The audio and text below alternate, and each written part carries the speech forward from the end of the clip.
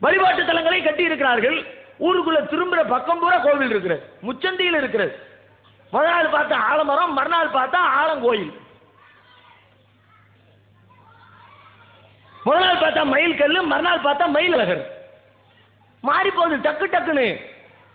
கட்டுகிறார்கள், புறம்போக்களை கட்டுகிறார்கள், அரசு இடத்தை கட்டுகிறார்கள், அபகரித்து கூட கட்டுகிறார்கள். ஊருக்குள்ள அப்படி அவாவும் வழிபாட்டு தலத்தை கட்டுறாங்க.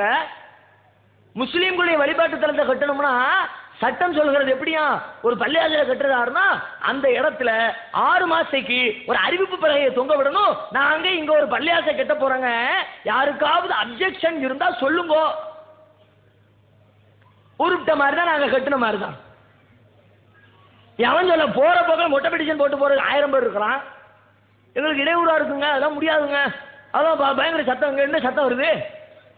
ஒரு நாளைக்கு 5 தடவை குழாயில லேசா 5 நிமிஷம் கூட வரல. அதை கேட்டு ஹார்ட் அட்டாக் பேஷண்ட் செத்து போயிட்டானே.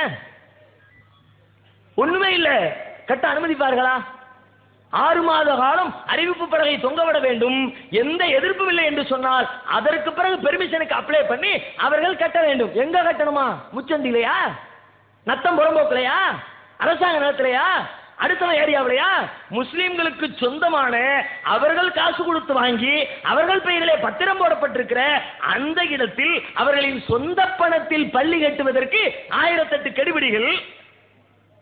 நான் கெடுபிடி காட்ட வேண்டாம்னு சொல்லல, இந்த வழிபாட்டு தலத்திற்கு காட்டுகிற கெடுபிடி வேறு எந்த வழிபாட்டு தலத்திற்கும் ஏன் காட்டப்படவில்லை? கேள்வி அதான்.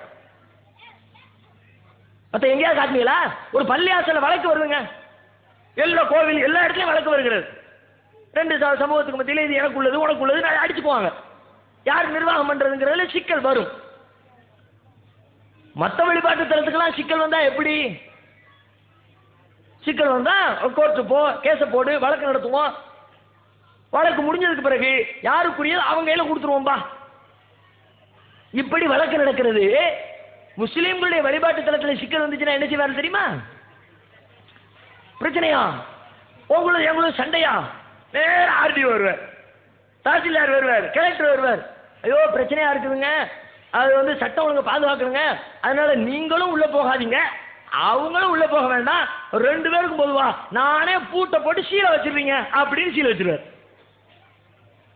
ஏன்னா 2 முஸ்லீம் சண்டை போட்டானே, எந்த முஸ்லீமாவது நானும் நாம் என்ன போக விடாட்டி அவனையும் போக விட கூடாது என்று அவனும் கேட்டானா?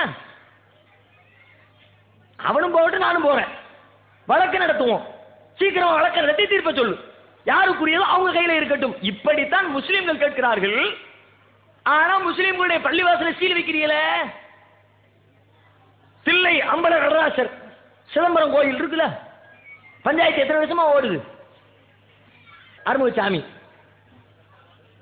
தேவாரம் பாட போறேன்னு எத்தனை வருஷமா ஓடுது? தமிழில் தேவாரம் பாடுறதா இல்லையா? ஓதுவார். பக்கத்தில் உள்ள தீட்சிதர்கள் பூரா எதிர்ப்பு.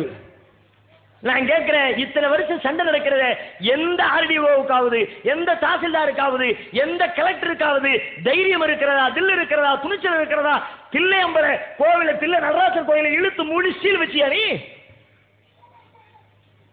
பள்ளியாசல்ல வழக்கு வந்துருச்சு, அங்கேயும் தானே வழக்கு வந்துச்சு. எங்களுக்காக ஊருக்குள்ள 4 பள்ளியாசல்ல வழக்கு. கோவில் என்று சொன்னால் 4000 கோவில்களில் வழக்கு இருக்கிறதே, வச்சியா சீலு? ஒரு வழக்கு போட்டால் முஸ்லீம்களுக்கு ஒரு தீர்ப்பு, முஸ்லீம் அல்லாதவர்களுக்கு வேற ஒரு தீர்ப்பு.